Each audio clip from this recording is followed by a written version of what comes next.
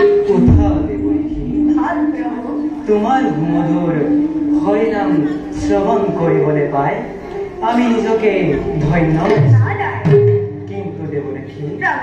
সৌভাগিক জানিবলৈ দিলে আমি পৰম আনন্দ নাৰায়ণ দেবৰূপী দেবী জগৎবাসী সকলেৰ মঙ্গল নে দেবৰূপী অন্তৰ্ভাগ দৰ্শন কৰি এনে ভাগ হৈছে কিবা যে নাৰায়ণ প্ৰভু লক্ষ্মী কথাই যদি সত্য হয় তেন্তে সম্পৰ্কে প্ৰকাশ কৰা নাৰায়ণ নাৰায়ণ অন্তই জানি তুমি নাৰায়ণ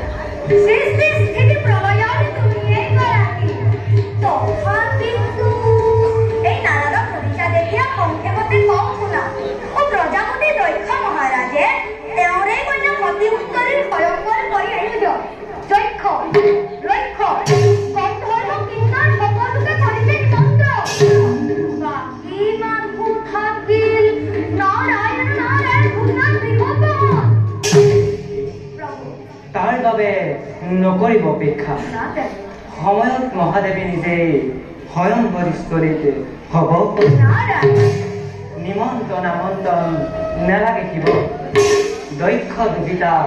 সতীও কাৰো মনে ভাগ্য কৰি আছে শিৱকেই কি মধুৰ বচন শুনালা প্ৰভু ও গৃহবীৰ মায়াবীৰ স্বাহা নিবাসী শিব তেন্তে হব গৃহস্থী নিজেই নাৰায়ণ নহয় দেৱকী প্ৰভু মায়াত বিভূত হৈ নাথাকে শংকৰ একমাত্ৰ সতী ধৰ্মৰ প্ৰচাৰৰ বাবে মহাসতী